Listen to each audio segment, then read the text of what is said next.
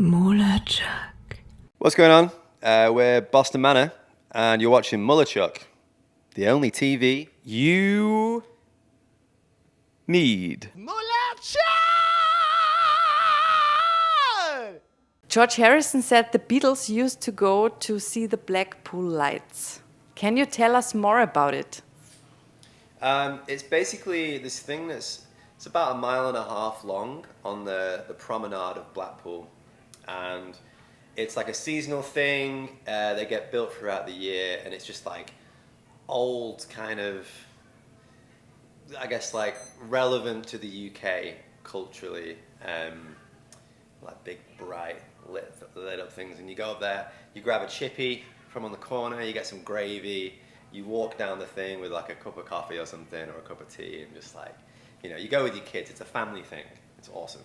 So when they start the lights, they normally do a big switch on where they have a big stage, and they'll have like an artist, a different artist every year that'll play.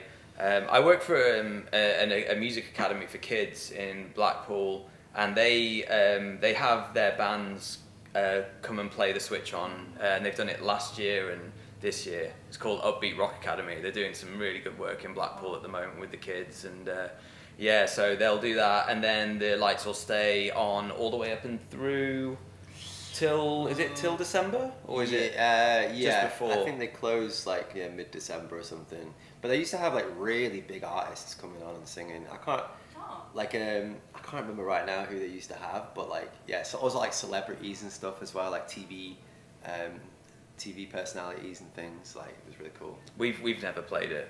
MULATSCHAG. Do you still have your red postal van? No. No. That's long gone. That's long gone.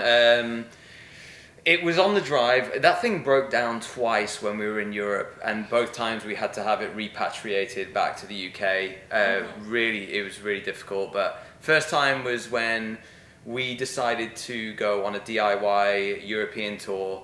And I think we did a bunch of shows in the UK. Then we went to France. We did one show in Lille, and then the next show was in Paris. And on the way to Paris, it broke down literally when we hit the toll, and we were just before we hit the barrier, and it was rush hour. The prices kept going up every minute for the toll, and by the end of it, we had to pay, I think it was like 70 euros to go through the toll, and then we had to push the van through. And then on the side of the road, the police came and the tow truck came, and then they took it, and we got stranded in this little French village near Sartreville for like 3 days or something with no money. And we were really stupid as well, because we didn't book any accommodation the whole tour. We were just like, it'll be fine. Yeah, it'll be fine. Whatever happens, happens. So I don't think at that point we'd slept in a bed. We were sleeping outside the garage where the van was, on the concrete floor. I think we had a tent, and a bunch of us were sleeping in the van, and we were there for like 3 days, just like chilling. But yeah, the van is long gone now. We brought it back to life a few times, and then it sat on my driveway pissing off my neighbours for like 3 years. And then I think in like 2019, I think they dragged it because the brakes seized up.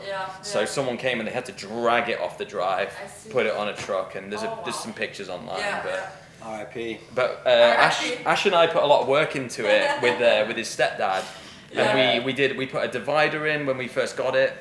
We plastered it with band t-shirts. Yeah, we got like a nail gun, and we started like putting old of like, cause I just got loads of old metal t-shirts, so I had like Architects, Trivium, Machine Head, like all over the wall of like this MDF board.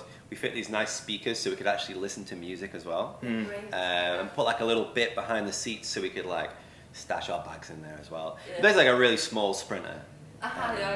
We were all 6 of us, because it was 5 of us with our tour manager, just always just like this, and we just made it work, didn't we? It's great, man. That was it's such a good purchase. Like I don't think we would be where we were without you buying that little van.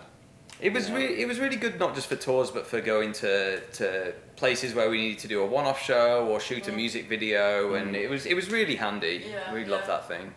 Yeah. Cool. LDV Pilot was the van. MULATSCHAG! Yeah, I mean, I went to Leeds, so Leeds and Reading is kind of like Hurricane and Southside Festival. Yeah. So I used to go to Leeds Festival as a kid, I guess from the age of like 16 to 19, 20 years old. So to play that festival was like huge for us. Yeah. It was really cool. And like, I think actually by the time that we did get to play it, the style of music that they used to put on when I used to go to the festival had changed completely. So like now at this day and age, it's more of like I guess like more like pop centric and like radio centric. So there's a lot less rock bands that actually do get to play it. But it was really cool to play it, and we had a lot of fun. Yeah. Yeah. I can imagine. I never went as a kid. I never went to a festival until we started playing in Boston.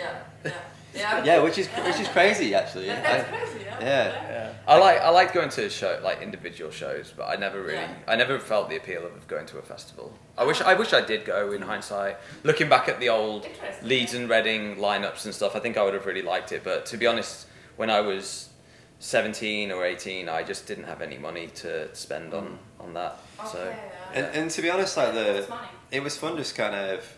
I mean, I could never do it now, but like back when I was 16, like camping in a tent with like all your best friends and drinking warm beer every morning and like brushing your teeth with that beer, you know, that was really appealing when I was 16. But now I could not do that. I would I'd get like big back problems from that, I think. Yeah. MULATSCHAG. In 200 years, how would you imagine the world? Is there still rock and roll? I think so. I think there'll always be rock and roll. 200 years, yeah. It might not be rock how we know it, but it's going to be rock and roll. Oh, no, I wasn't talking about the music. I was thinking of actual rocks, because it's all down. Rocks rolling. There'll be nothing else. Yeah, it's just rocks. Rocks rolling. There'll be rocks rolling in 200 years. That's good. Yeah, if we carry on this way, anyways. Yeah. Exactly.